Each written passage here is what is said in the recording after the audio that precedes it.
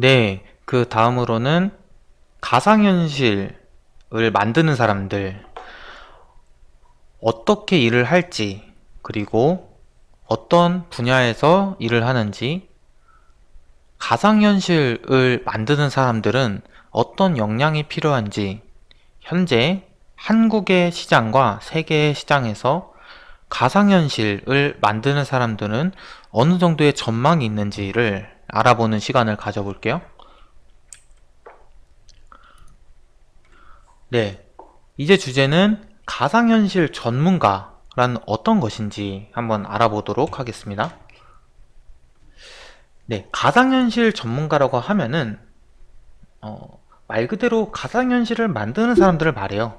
그런데 만든다 라는 것뿐만 아니라 그 안에서 있는 여러 가지 분야들이 있습니다. 예를 들면은 그 안에 일부분의 2D나 3D의 어떤 디자인 부분을 담당한다든지, 아니면 가상 공간 안에서 필요한 맵을 만든다든지, 그 안에 있는 컨텐츠에 대한 기획을 한다든지 여러 가지 분야가 있습니다. 근데 오늘 이제 제가 말씀드리고자 하는 요지는 조금 더 기술적으로 포커스를 맞춰서 기술자에 대한 이야기를 하려고 합니다.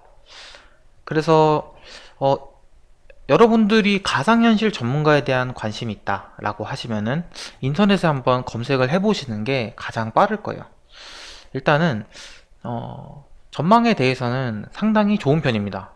그래서 일단 가상현실 전문가들은 사람들도 많이 없는 반면 일자리는 많이 있고요. 또한 어, 컨텐츠에 대한 수요도 많은 편입니다.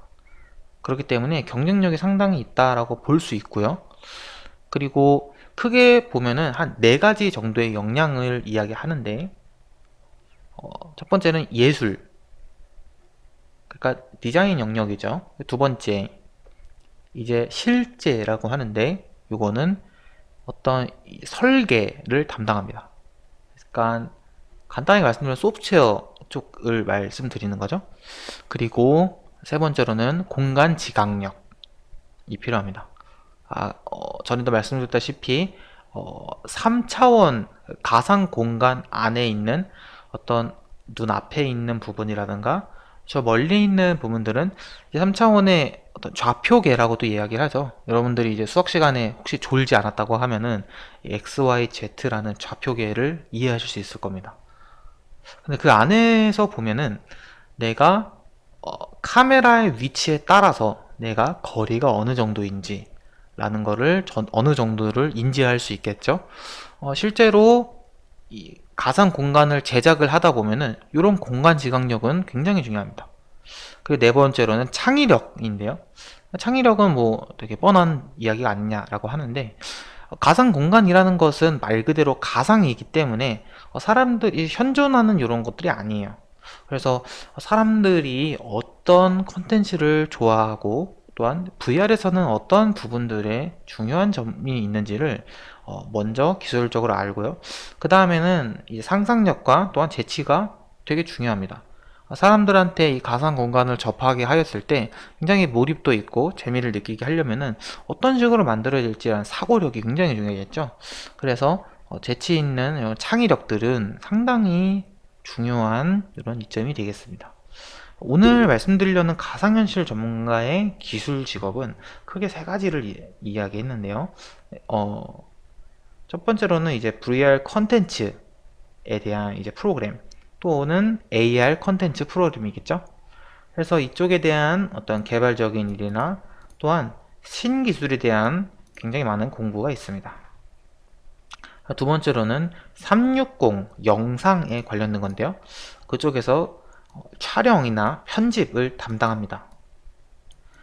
세 번째로는 이 캐릭터를 만드는데 또한 배경을 만드는 데 있어서 디자이닝 영역이 들어가죠. 다양한 툴을 활용해서 어떤 생명력을 불어넣는 이런 기능들을 하는 것입니다. 네. VR 프로그램을 제작하는 데 있어서 첫 번째로는 이제 프로그래머가 필요한데요. 여러분들이 흔히 알고 있는 어떤 개발자라고도 이야기를 합니다. 그래서 이제 컴퓨터 앞에 앉아서 검정색 화면과 하얀색 글씨를 보면서 이제 무표정한 얼굴로 넋놓고 하는 것처럼 보이는 요런 사람들을 말하는 거죠. 그래서 막 이 개발자라고 이야기를 하면은 이제 가장 필요한 거는 논리적인 사고력이겠죠. 그래서 이쪽 계통으로 일을 해보시면은 많이 이야기하는 건 설계라고 이야기를 합니다.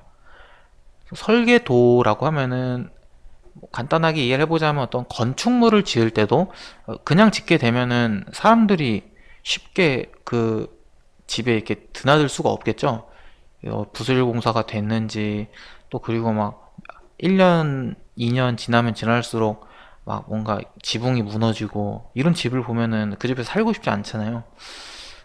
그렇기 때문에 집을 짓기 전에는 반드시 잘 짜여진 설계도가 필요합니다. 그리고 사람들은 그 설계도에 따라서 집을 짓죠. 그거와 같이 프로그래머들의 중요한 역량은 논리적인 사고력을 바탕으로 해서 이제 컴퓨터에게 일을 어떻게 하면 잘 시킬지를 오밀조밀 기획을 하고, 그리고 계획을 세워서 컴퓨터에게 일을 주는 겁니다. 이런 상황에선 이런 일을 하고, 저런 상황에선 저런 일을 하고, 이런 상황에서는 데이터를 쌓고, 이런 상황에서 사람들에게 알려주고, 이런 식의 어떤 일련의 일들을 머릿속에서 그리고 문서화하는 작업을 말을 하는 거거든요. 그래서 그 문서화를 통해서 사람들이 컴퓨터에게 어떤 식으로 짜는 게 효율적이고 어떤 식으로 만드는 게 시간이 빠르고 이런 것들을 계산을 해서 이제 이런 식으로 글자를 쳐서 내려가는 겁니다. 눈으로 볼 때는 많이 복잡하고 할 수 있는데 이 프로그래머에서는 여러 가지 컴퓨터 언어를 처음으로 배워요. 그래서 내가 세상에서 살 때도 내가 한국에 살려면 한국어를 알아야 되고 영어를 해야 뭐 해외에서 이야기를 하듯 컴퓨터랑 대화를 하는 거와 비슷한 겁니다. 그래서 컴퓨터는 컴퓨터만의 언어가 있어요. 그리고 그 언어에 맞춰서 컴퓨터와 대화를 하는 거라고 이해를 하면은 조금 더 쉽습니다. 네. 프로그래머는 이런 식으로 일을 하게 되고요. 그리고 우리나라에서는 소프트웨어 개발자라고 말을 많이 해요. 전문적인 용어들을 몇 가지 말씀을 드리면은 시스템 설계를 하는 사람들, 특히나 VR이랑은 이제 어떤 비슷한 거나 혹은 이제 굉장히 흡사한 분야라고 이야기를 할 수 있겠는데요. 대부분의 것들은 어떤 뭐 UI를 만든다, 뭐 DB를 만든다, 또 프로젝트 설계를 한다, 아키텍처를 짠다, 이런 식으로 분야는 많이 있는 것 중에 VR은 일종이라고 볼 수 있겠지만 VR 프로그램은 가장 중요한 것은 가상 공간을 만드는 능력입니다. 그리고 그 안에서 이루어지는 이 가상의 그 공간에 여러 가지 물체들을 넣고 그 안에서 어떤 식으로 상호작용을 주는지에 대한 창의력, 이런 것들이 기존의 소프트웨어 개발자들은 조금 다른 이런 역량들이라고 볼 수 있겠습니다. VR 프로그램 제작하려면 최근에는 간단하게 두 가지 정도로 보시면 돼요. 유니티라는 툴과 얼리얼 이런 툴 두 가지로 대부분의 VR 프로그램들이 제작이 된다고 보시면 돼요. 그래서 저랑 같이 공부를 하시게 되면은 유니티에 대해서 배우게 되실 겁니다. 유니티의 장점은 간단히 말씀드리면 쉽고 빨라요. 만드는 데 있어서. 기초적으로 유니티를 보게 되면은 아마 모바일 컨텐츠를 처음으로 만드실 거예요. 근데 원래 유니티가 처음에 나오면서도 이제 웹, 플래시 이쪽으로 처음에 만들어졌다가 사람들이 이제 간단하게 만드는데, 간단하고 쉽게 만드는데 장점이 있다 보니까 그래서 이제 모바일 쪽으로 많이 만들어서 어느 순간부터 어떤 이제 게임 엔진 제작 쪽으로 툴이 점점 바뀌어 갔어요. 그러다가 지금은 이제 그걸 뿐만 아니라 영화나 애니메이션 굉장히 다양하고 폭넓은 분야로 많이 발전을 했습니다. 그런데 무료예요. 그리고 굉장히 레퍼런스가 많아요. 쉽고 빠르게 만들 수 있고 처음 입문자들도 한 달, 두 달이면 금세 하나를 만들어냅니다. 그만큼 유니티가 배우기 쉽고요. 또한 프로그래밍이라는 다소 높고 부담스러운 그 벽을 허물어준 역할도 합니다. 왜냐면은 눈에 보이는 코딩을 할 수 있기 때문이에요. 그래서 유니티라는 툴은 굉장히 교육적으로도 의미가 크고 상업적으로도 많은 이 의미가 있습니다. 네, 여기 적혀 있는 것처럼 무료적으로 배포를 하는데 여러분이 유니티를 통해서 이제 매출을 1억 원 이하로 내게 되면은 유니티에서는 어떤 로열티를 물지 않습니다. 그런데 그 이상이면은 이제 이야기를 하지 않고 개발을 하게 되면 문제가 생기겠죠. 네, 그 다음에 언리얼 엔진이 있는데요. 요거는 이제 모바일이랑은 조금 다르게 고사양 PC 컨텐츠 쪽에 특화가 되어 있습니다. 그래서 건축 쪽에서 많이 활용이 돼요. 언리얼 엔진은 이전에는 굉장히 로열티가 셌는데 요즘에는 유니티가 하도 발전을 하고 사람들이 유니티로 많이 쓰려다 보니까 언리얼이 많이 낮췄어요. 그래서 여러분이 언리얼을 배우셔도 충분히 좋습니다. 요즘에는 유니티랑 언리얼 이야기를 하면은 제가 느꼈던 시장에서는 6대4 정도로 사용이 된다고 보는 것 같아요. 그리고 조금 이제 회사에서도 인원이 좀 적은 소규모 프로젝트로 진행되면은 거의 이제 구할은 유니티입니다. 네, 얼리얼 같은 경우는 아무래도 고 퀄리티를 뽑는 만큼 시간 투자가 많아요. 그래서 프로젝트가 중장기 프로젝트에 특화되어 있습니다. 얼리얼 엔진은. 네, 그만큼 장점이 많습니다. 자신이 하려는 프로젝트나 자신이 하려는 어떤 비전에 맞게끔 이제 컨텐츠를 공부를 하시는 게 좋다고 생각을 해요. 네, 요거는 이제 유니티 툴을 통해서 그 안에 있는 맵을 제작하는 장면을 캡처를 한 건데요.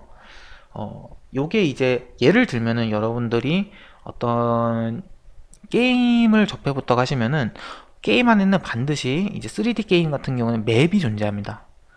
그래서 그 가상의 주인공 캐릭터가 그 활보하고 뛰어놀 수 있는 공간을 말을 하는 건데 그 맵은 안에서 3D 혹은 2D의 여러 가지 오브젝트들을 통해서 맵을 표현을 합니다. 그래서 최근에 이제 굉장히 많이 이제 하는 뭐 LOL, 리그 오브 레전드 게임 같은 경우는 그 안에서 있는 맵을 통해서 캐릭터들이 그 어떤 지형 지물을 뛰어넘고 그리고 벽에 부딪히고 하면서 그 어떤 제약을 받는 이런 식으로 구현이 되어 있죠. 이런 맵을 제작하는 분야라고 보시면 돼요. 그래서 지금 이 장면 같은 경우는 이런 가상 맵을 만드는 거고요. 그리고 뭐 오른쪽에 보이는 그 아래쪽에 보이는 이런 툴 바들은 요거는 이제 실제 유니티 공부를 하시면서 보시게 될 겁니다. 네, 뭐 이런 거와 같이 이 여기 스켈레톤 캐릭터가 이런 이제 불이 붙는 맵을 이제 뛰어가고 있는데요. 이런 식으로 어떤 이 애니메이션이나 또한 스토리가 이 컨텐츠 안에서 전개될 수 있다는 겁니다.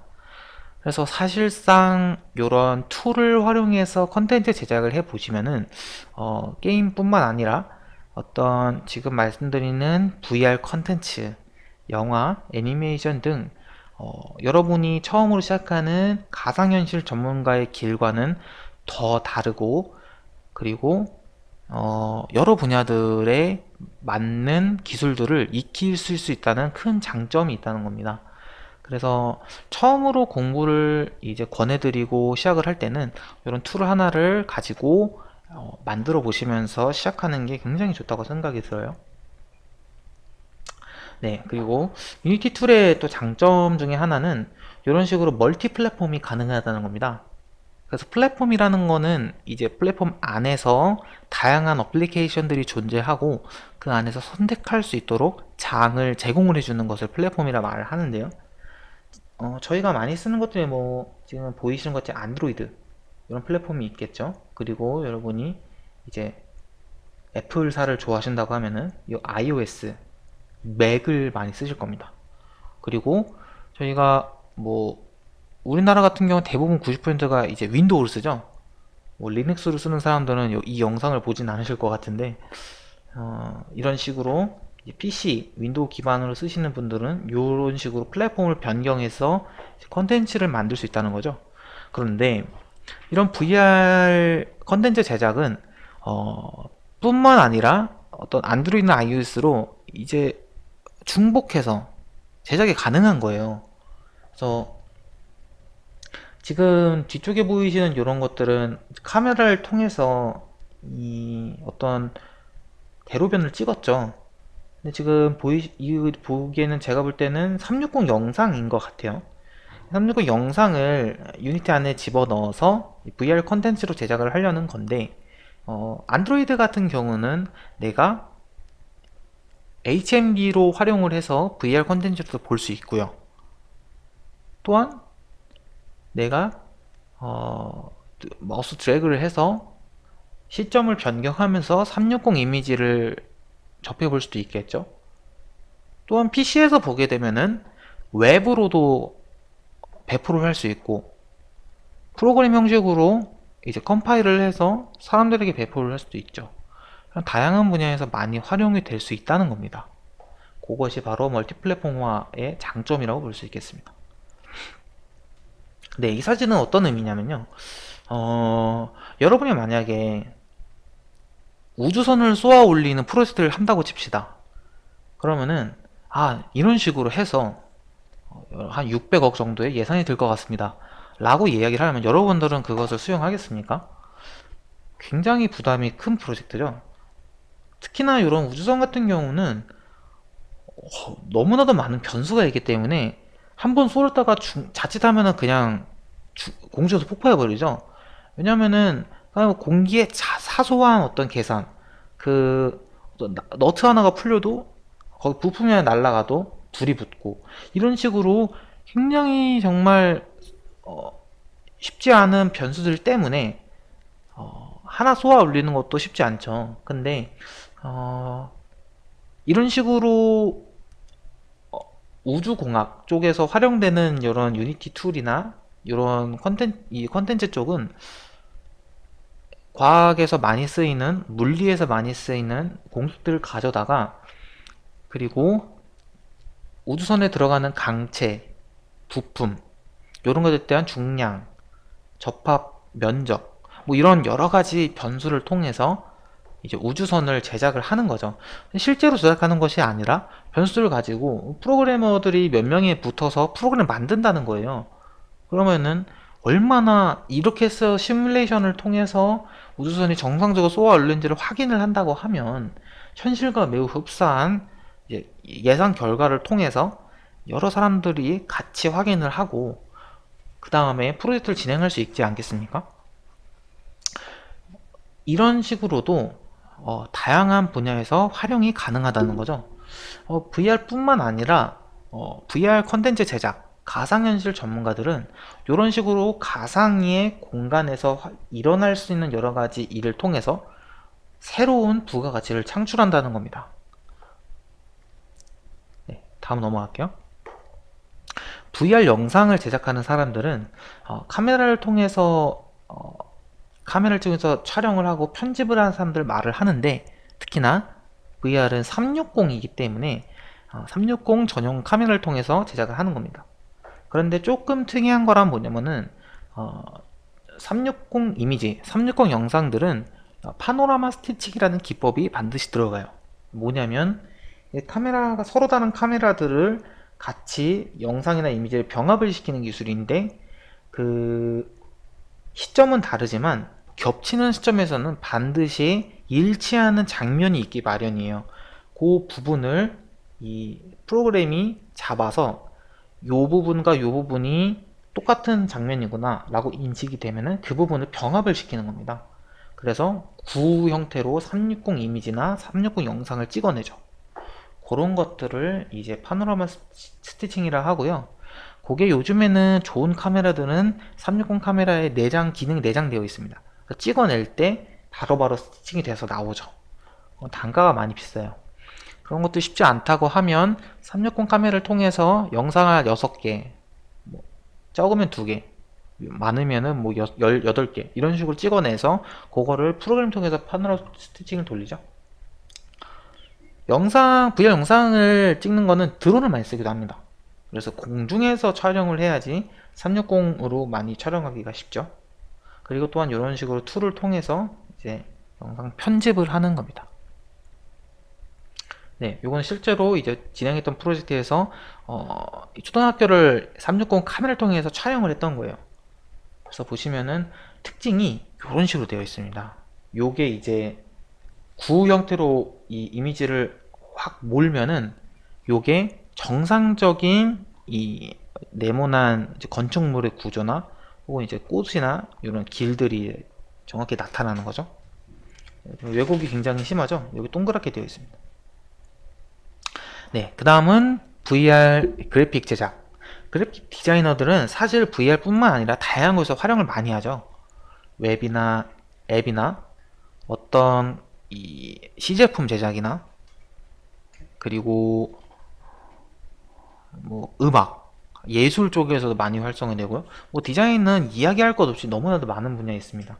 그 중에서 VR 그래픽이라는 거는 하나 다른 점이 있다고 하면 바로 창의성입니다. 이제 VR 안에서 사람들이 가상 공간을 느낄 때 가상의 공간에서만 느낄 수 있는 것들을 제공을 해주는 것이 굉장히 중요한 거예요. 그때 디자이너들은 그 일들을 해내는 데 있어서 중요한 역할을 하게 됩니다. 그래서 특히나 어떤 캐릭터를 만드는 사람들은 그 안에 표정이나 몸짓, 제스처를 통해서 사람들에게 어떤 감동이나 감정을 전달을 하죠. 그래서 생명력을 불어넣을 수가 있습니다. 뭐 애니메이션 뿐만 아니라 굉장히 다양한 분야에서도 이 디자인 컨셉 하나만으로도 사람들한테 메시지를 전달하죠. 그만큼 이 디자이너들은 이쪽의 창의성에 훨씬 더 특화가 되어 있다고 볼 수 있습니다. 네. 그래서 여기 있는 이런 작가 같은 경우도 요게 지금 어떤 실제로 어떤 홀처럼 이렇게 문을 열어서 손을 넣는 것 같이 만들었는데 이런 건 역시도 디자인의 컨셉에 따라서 제작이 된 거겠죠. 전 디자이너가 아니어가지고 어떤 뜻인지 정확히 모르겠습니다. 네, 그래서 가상현실 전문가라고 하면은 어떤 보람이라고 하면은 미래 기술들을 만들어 나가기 때문에 굉장히 보람이 크겠죠. 다만 힘든 점이라고 하면은 고정적인 생각들을 가진 사람들이 쉽지 않아요. 왜냐하면 VR 쪽은 신기술들이 정말 많이 나오기 때문에 기획을 담당하든 개발을 담당하든 디자인을 담당하든 어느 분야에 있더라도 고정적인 사고 방식으로는 살아나기가 쉽지 않은 게 현실입니다. 그래서 내가 발전적이고 건설적인 일을 하고 싶다 라고 하면은 VR을 선택하시는 것도 좋을 것 같아요. 네, 말씀드렸다시피 어떤 포지셔닝이 필요하냐면 일단은 첫 번째로 뭐 이런 거는 정말 학교에서는 이야기하는 거죠. 네. 그리고 이제 공간 지각 능력 정말 중요합니다. 또한 거듭 강조드리는 창의력 이런 것들은 네, 매우 중요하겠죠. 네, 또한 뭐 이런 것들 적은 이유는 VR은 아무래도 해외 기술이 가장 많습니다. 우리나라에서 이제 원천 기술들이 나오는 경우는 쉽지 않기 때문에 물론 우리나라는 이제 하드웨어는 좀 강하잖아요. 그렇지만 VR, AR은 소프트웨어가 정말 중요합니다. 그래서 영어를 많이 쓰기는 해요. 대부분의 레퍼런스나 어떤 정보들을 접하시려면은 이제 구글링을 하시다 보면은 대부분 영어로 타이핑을 하고요. 물론 이제 번역기를 많이 쓰시겠지만 타이핑을 통해서 자료들을 보시면은 대부분 다 해외에서 나온 자료들입니다. 그래서 그런 것들은 처음에는 익숙하지 않고 어렵고 어색할 수 있지만 계속해서 내가 프로젝트를 경험하고 그리고 어떤 문제점을 돌파하면서 내가 의지를 갖고 하다 보면은 내가 영어를 못하더라도 정보들을 읽는 데는 크게 어렵지 않아요. 저도 사실 영어를 잘 못하거든요. 그런데 구글링은 뭐 너무나도 많이 구글링을 해왔기 때문에 그 영어 단어의 뜻을 몰라도 영어의 매치만 봐도 그게 어떤 프로그램에 이 정보가 들어 있을지를 이제 감을 잡는 거죠. 이런 식으로 굉장히 영어는 중요한 것 같아요. 이렇게 해가지고 오늘 이제 VR, AR 이론에 대해서 첫 번째 시간을 한번 가져봤는데요. 다음 시간에는 VR의 하드웨어 쪽을 한번 알아보겠습니다. 그래서 VR에서 이제 소프트웨어 컨텐츠를 제작을 하려면 먼저는 알아야 될 거는 어떤 하드웨어 위에 올라가는지, 그리고 VR 컨텐츠에서 사용되는 센서들은 어떤 것들이 있는지에 대해서 오늘 말씀드린 것들을 포함하여서 조금 더 폭넓고 세밀하게 들어가서 알아보는 시간을 가져보도록 하겠습니다. 네, 감사합니다.